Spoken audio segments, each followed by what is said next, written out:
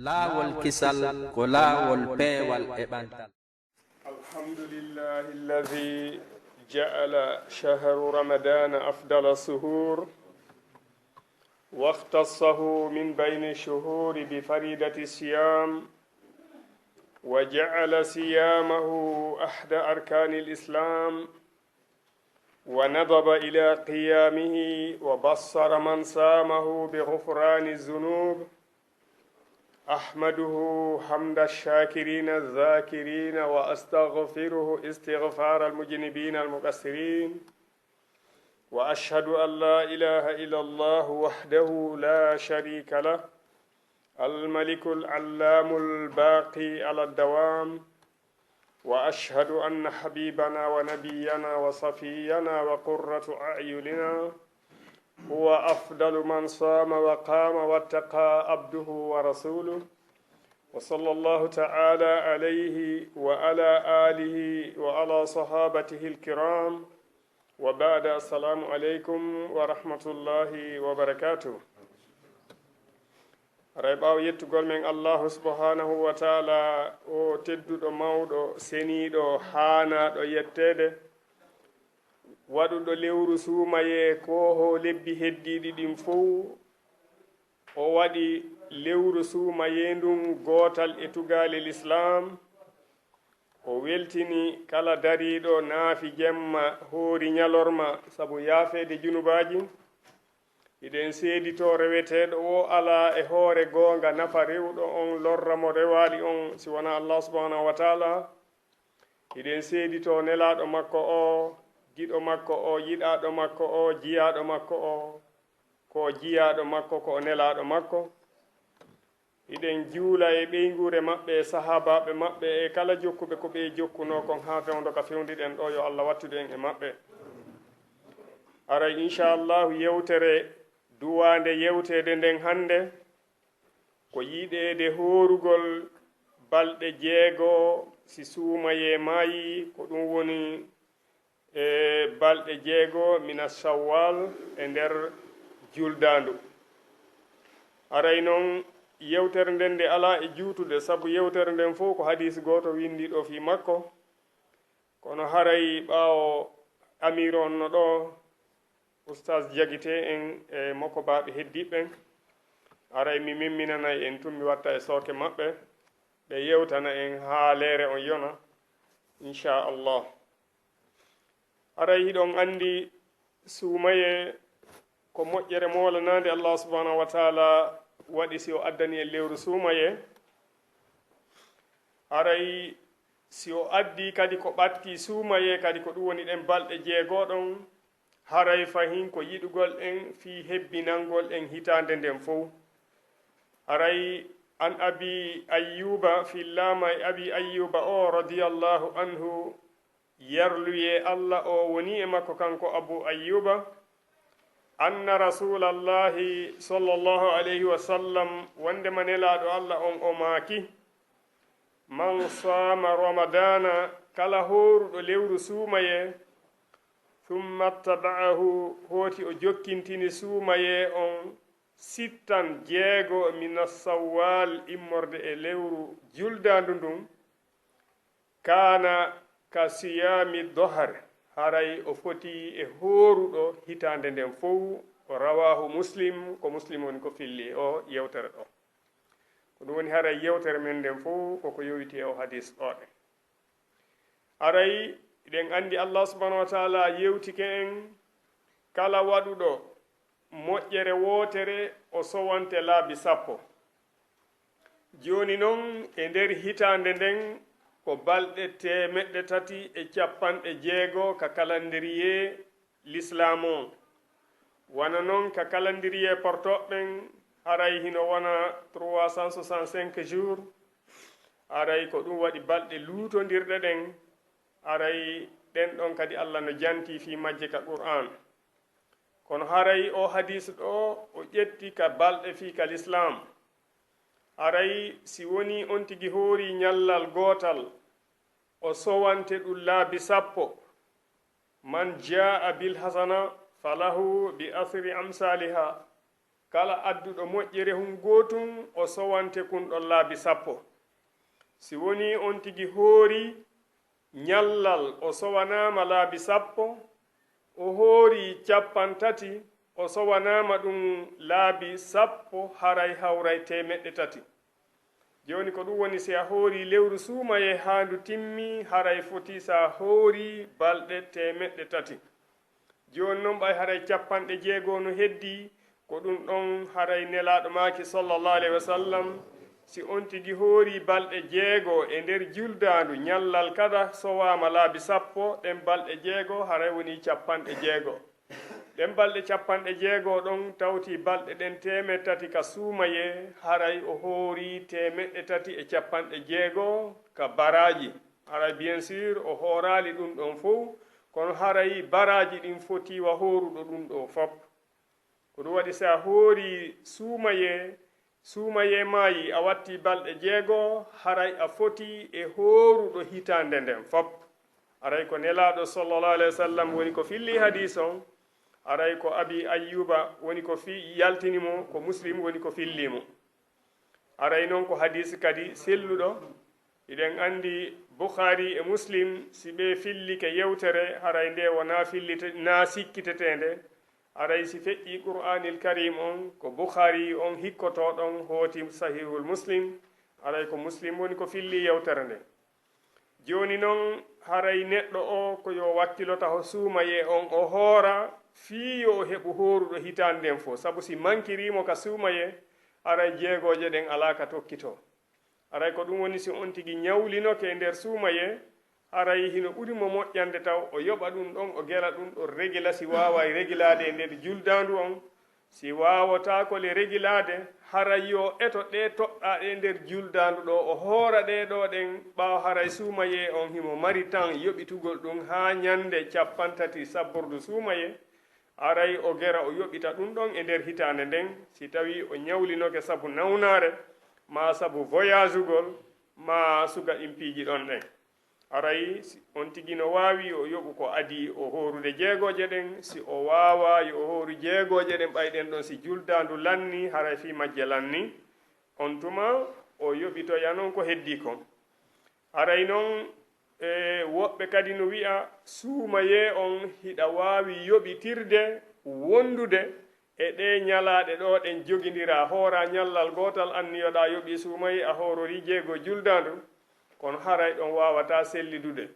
ko wawata selludude ko sunnaji ɗin ɗiɗi wona farillaji e sunna ma farillaji ɗiɗi farilla tun ko feere yoɓete sunna tun ko feere yoɓete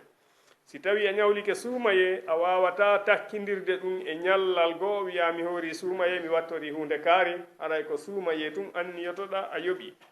hoorugol noon 6 juldandu si tawi ko a wowunoɗo hoorude tenen e alkamisa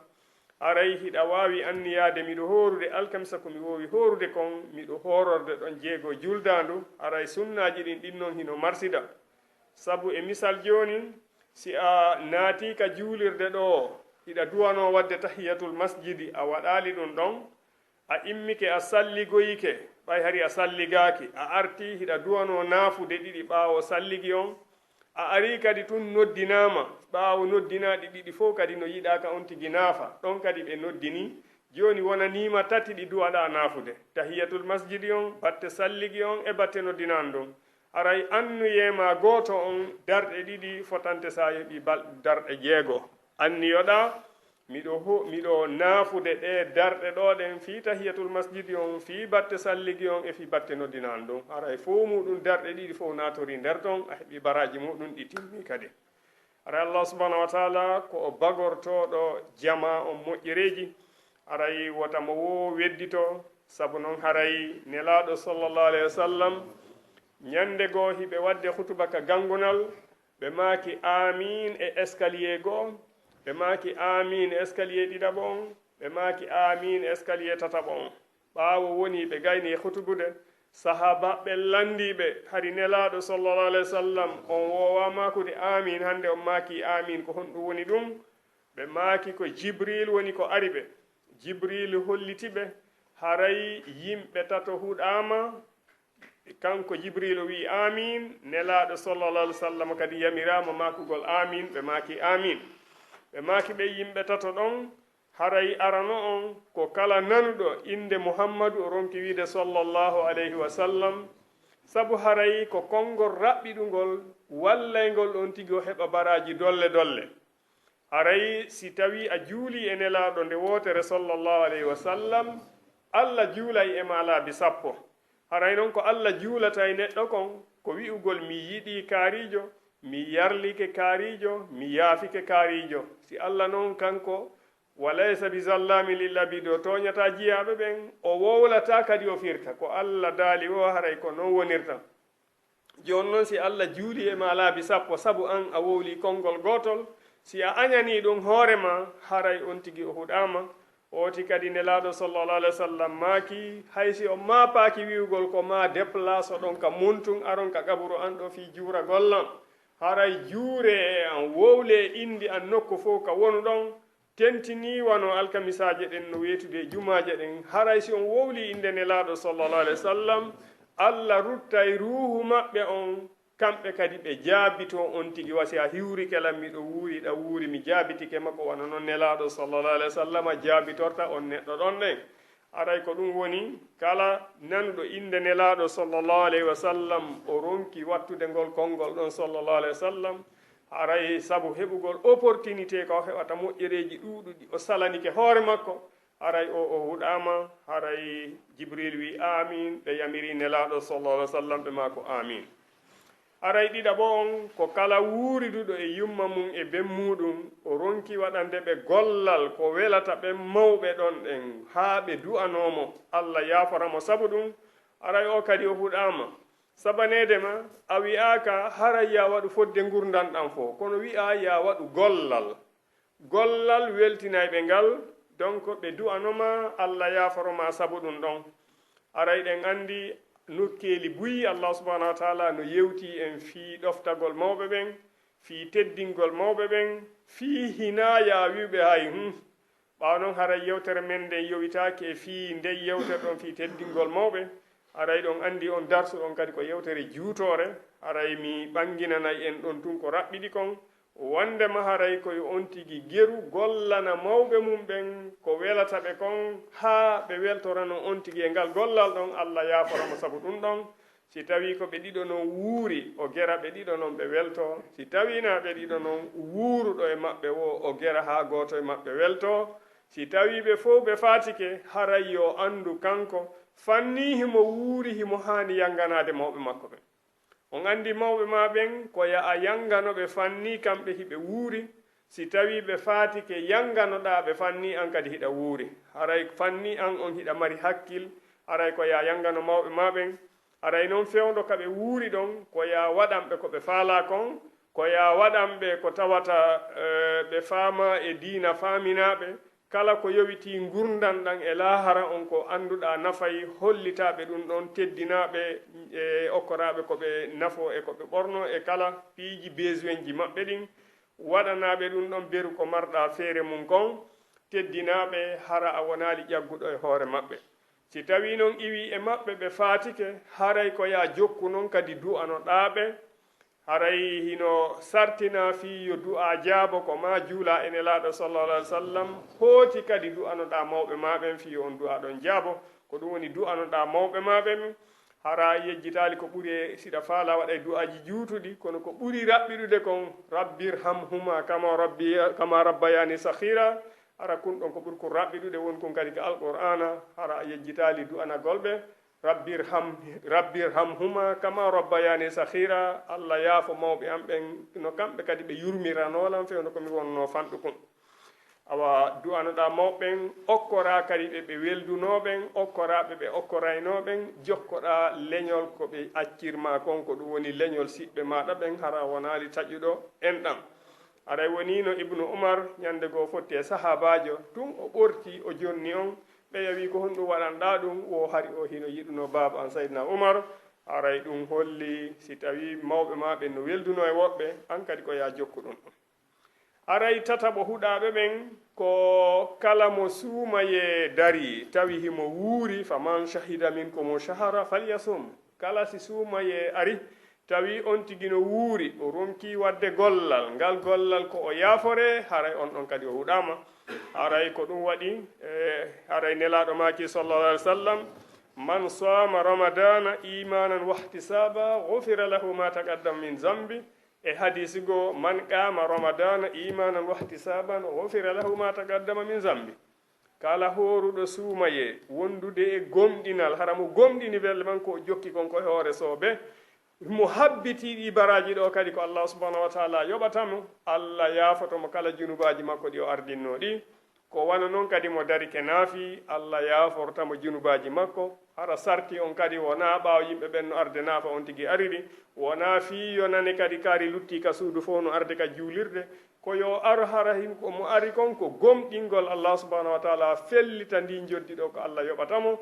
donc mo fellita kadi ko Allah woni ko waɗi ɗum yamirimo ɗum ɗo e nelaɗo makko on sallallahu alaihi wa sallam aray Allah yaafotomo kala ko ardinno immorde e junubaji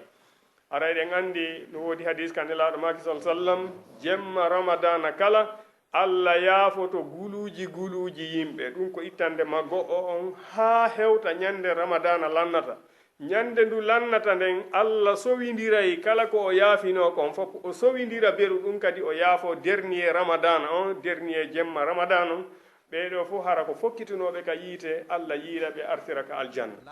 si tawi noon o tino felliti ɗum ɗo hino wakkilade kadi fiyo tawi e rinɗinaɓe ɓen e nder lewru suumaye aray on tigi jeyama e moƴƴanaɓe kono si o wii tun ɗum ɗo gerdi o ronki tambitade ɗum ɗon o ronki wakkilade heɓa hunde ko waɗi e nder suumaye hara himo jokki tun o hooray kono o fenay o seeditoto penale o waɗay boneji aray yo andu haaju Allah ala ko accitata yarugol e ko accitata ñamugol aray hadis on wi en kala neɗɗo hooruɗo tawi o accitali wowlugol fenande e seeditagol fenande haray haaju Allah ala ko on ɗon neɗɗo haɗitoto e ñaamugol e ko haɗitoto e yarugol haray hoorugol ngol andi hiɗa hoorira teral gootal ɗon andi nene Mariama ɗaɗen nde ɓe arnoɓe landimo fi annabi Isa ɓiɗɗo makko on ko wi'uno kanko himo hoori hari o hoora fi ñaamugol ko o hoori ko fi wowlugol wo o wolata donc on andi wona mawɓe men ɓen ɓe makay wona hoorugol mummugel hara ko sappagol donc haray noon hoorugol ngol hooringol tere ɗen kadi hino jeeya e hoorugol ngol ɗa hoorina gite maɗen hara a darata ko hara hunduko ñaamay e a yiida e sonnama hiɗa wawi hoorinde kadi noppi maɗin a jaɓata nande ko boni hooringol ngol ko hooringol tere ɗen fof woni hoorugol suumaye wona accitugol ñaamugol ngol tun e rendugol ngol ma yarugol ngol aray ko yo on tigi hooru ko ɗum ɗon woni ko haani kon aray so hooriri no ñallal gootal ɗum ɗon sowantemo laabi sappo si suumaye maayi o heɓi temeɗɗe tati waaliɗi ka compte makko aray o hoora jeego juldandu ɗum wona capanɗe jeego wona temeɗɗe tati capanɗe jeego aray o foti e hooruɗo hitande nden fof fi noon so foti e hooruɗo hitande nden fof haray wota o yejjutu kadi moƴƴereji kadi hino e nder hitande nden ko duwa hoorede aray d'abord nelaɗo maki sallallahu alayhi wa sallam man sama yawman fi sabilillahi jahzaha Allahu wajhahu anin nari bi dhalika al-yawmi 70 khirafa aw kama qala sallallahu alayhi wa sallam kala hooruɗo on tigi miijito tun hande vraiment mi hooray fi Allah pet o miijito ha o hoora ñallal gotal o anni yo ngal ɗo ko fi Allah tun Allah woɗɗintinaymo e yiite ngen ko yaarete ndunguji 70 hara ɗum ɗon ko kanko tum miijiti hooriri ngal ñallal ni joni noon no woodi ñalaɗe goo kadi e nelaɗo maki sallallahu alayhi wa sallam yo hoore ɗen ɗon kadi ko dolle baraji woni e majje wone hoorugol ngol alkamisaje ɗen e tenenje ɗen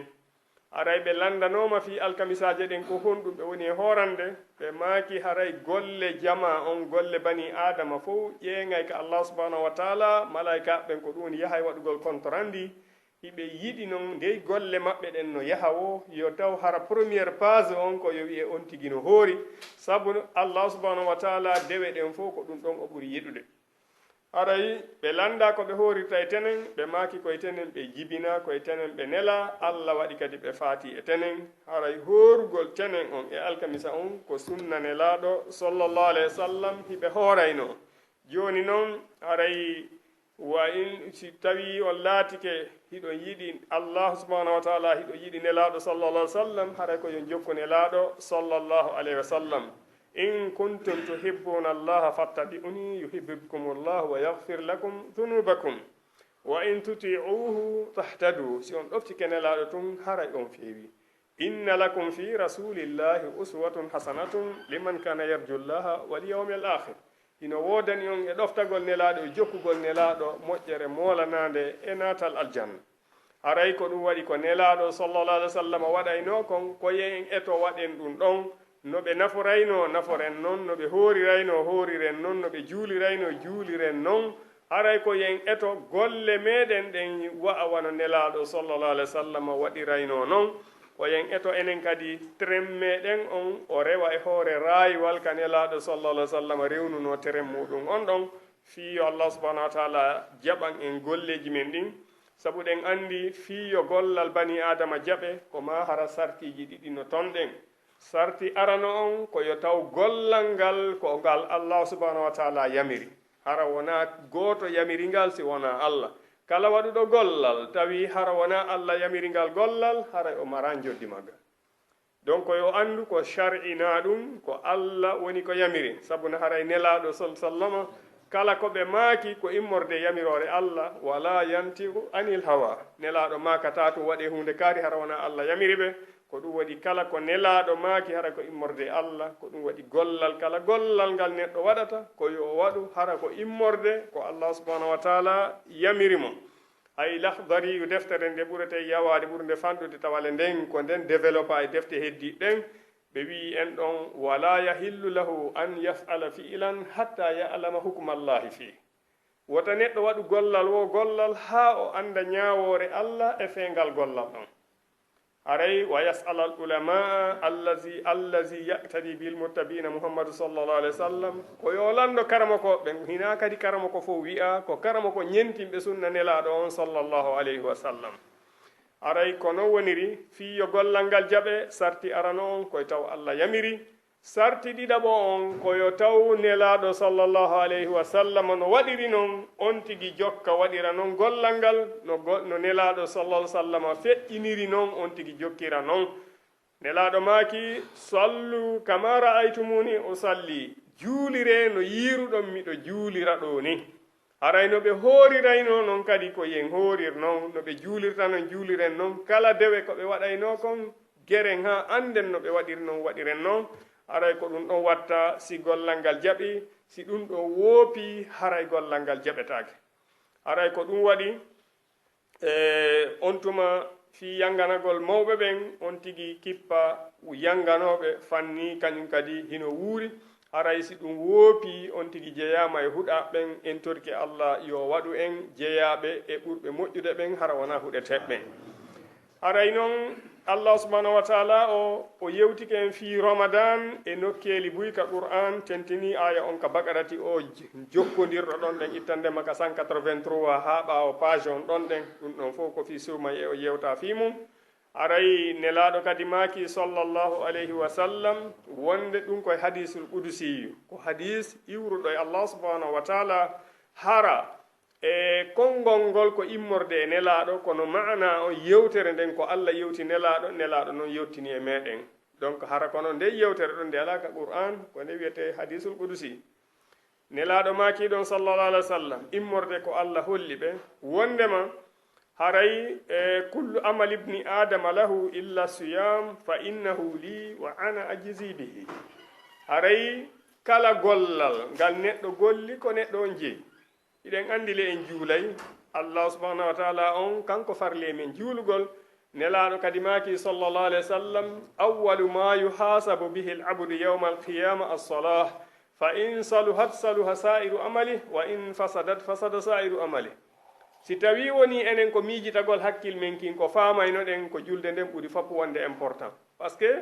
ko goɗɗo adete hasbede kon fof si o maayi ko julde nden si julde nden moƴƴi haray fof moƴƴi si nden boni haray fof boni enen ka hakkil men ko ɗum ɗo wiyeten no ɓuri moƴƴude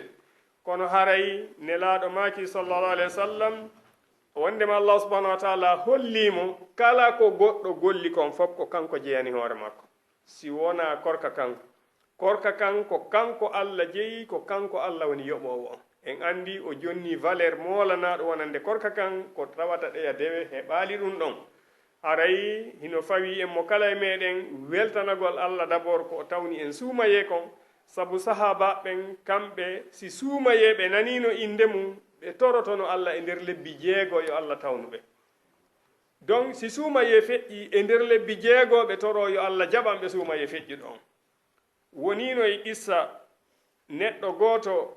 mani yimɓe ɗiɗo hari o yano tinni diina kam moƴƴa o ya tinnaki fota woni ha tinniɗo on faati mo tinnaki on wonti ɗon hitande kañum kadi faati ɓaawo ɓe hewtoyi ka darngal woni mo tinnaki moƴƴa o yoɓama tawi himo ɓuri tinniɗo on dolle dolle baraji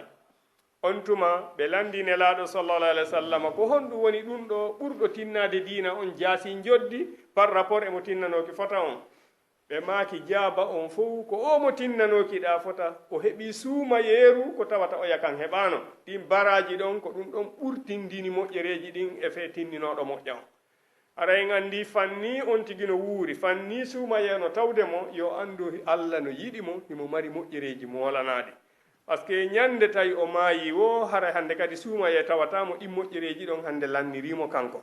en andi nelaɗo makani en sallallahu alaihi wa sallam wondema si neɗɗo maayi kala golleji makko ɗin fop ɗi daroto si wona piiji tati ko sadaqatu zariya ma ilmun yuntafa'u bihi ma waladun salihun yadula ɗiɗo tati joni noon ɗiɗo fof suumaye ala nder ton en andi haray kala ko heɓotono e suumaye o faɗi ɗum ɗon ko ɗum waɗi si neɗɗo suumaye tawima wakkilor wasi ndu tawtatama hande kadi wota innude joni e ngal ɗo miɗo ronki ma miɗo gollude ma mi néglisay mi habboto aroru ndun anda si aroru ndun tawete ko ya eto taw nduma ndun gera waɗa maximum de choses ko wawata wadde kon sabu sahaba ɓen kamɓe ko ɓe rewayno Allah subhanahu wa taala kon si ɓe wi'anoma jang wakkilo dey hande rewa Allah ko wawata rewde kon fof jango amayay haray kamɓe no ɓe wowi rewirde Allah noon ɓe wawata ɓeydude hunde ko ɓe wowi wadde kon fii ɓe nani wondema ɓe mayay jango yoɓe wakkilo ɓe waɗa ko ɓe duwa wadde kon fof ko ɗum waɗi ɓe juulayno ha tawa joni ko yoɓe daaso ɓe yaha ka ɓe walto ɗon ma ko tuggorkum ɓe etoto ɓe yahira ɓe suuɗayno kadi dewe maɓɓe ɗen wonino sahabaɓe goo tawa si ɓe juulude aray tawaɓe ɓe julde tun ɓe soɓɓi ɗo fii ya sikku ɓe fototo ni ɓe waalo harana suga meɗen si tawi juuli darɗe ɗiɗi ka yiya ono ŋaɓa sondulla meɗen ronki hande men naafuno naasu kadi manti ɗon ɗen kamɓe koɓe suuɗu dewe maɓɓe ɗen ɓe yiɗano yo goɗɗo andanɓe ɗum koyo Allah tun andu arayi Allah okku en enen kadi iman suga ko ɓen ɗon jogino kon donc haray neɗɗo fof neɗɗo yo wakkilo e nder lewru suumaye o heɓa ko Allah subhanahu wa taala on yiɗiramo weltoranamo yaaforamo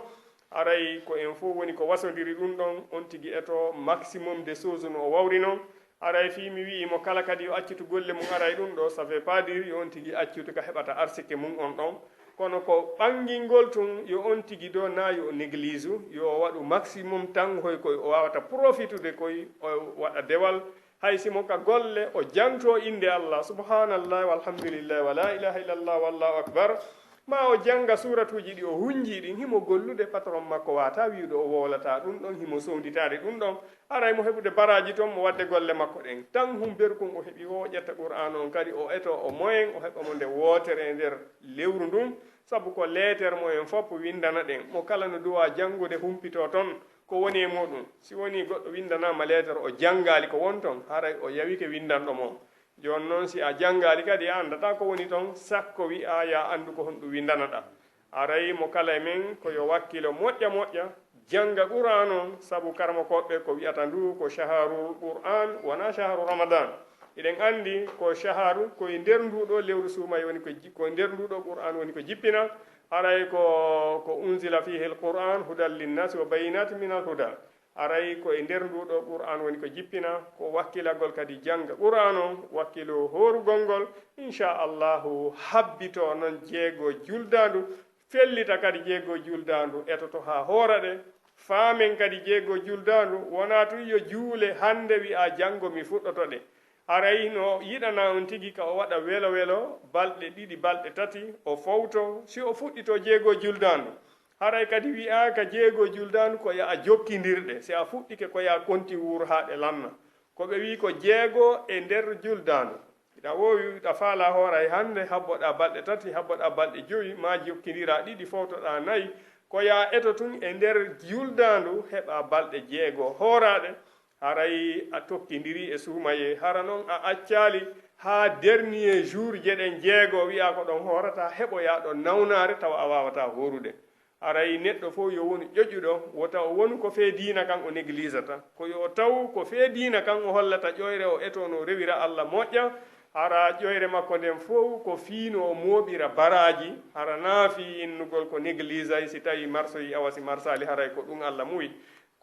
ko faalaɗa o koye hoore ɗum Allah wallayma haray ɗen toro subhanahu wa taala yo newnan en hooren suumaye no yiɗiri no yarlori no faalira noon si tawi ɗum timmani en kadi o newnana en hooren 6 juldandu en totti subhanahu wa taala kala mawɓe meɗen faatiɓe ɓe tawata suumaye tawali ɗum yo Allah subhanahu wa taala yaafo ɓe hokka ɓe aljanna wondude e siɓɓe meɗen e ɓeygureji men e julɓe ɓen fof en totti subhanahu wa taala enen tawnaɓe suumaye ɓen yo Allahu on jaɓan en ko wonɗen e horude kon yo jaɓan en ko wonɗen e naafude kon yo Allah subhanahu wa taala ɓeydu pottal e yurmede hakkureji meɗen golleji men ɗi nanguɗen fof fiino diina ɓantora yo Allah nawran en ɗi yeeso en torki Allah kala marɓe kaydiji e meɗen yo Allah waɗanɓe barke mum kala ɓe maraɓe fof yo Allah okkorɓe kala jogiiɓe golleji ɗin yo Allah tabintinɓe mum ɓeydana ɓe ɓutte golleji ɗin kala ɓe ala golle kadi yo Allah okkorɓe kaɓe hoɓa jawdi dagidi waɗandi barki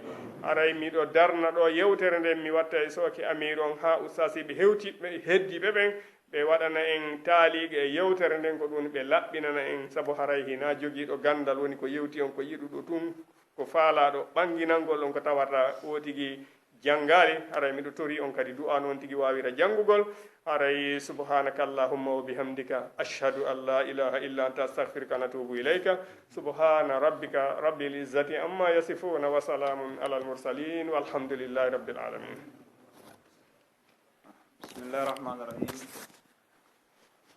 Laawol kisal ko laawol peewal e ɓantal.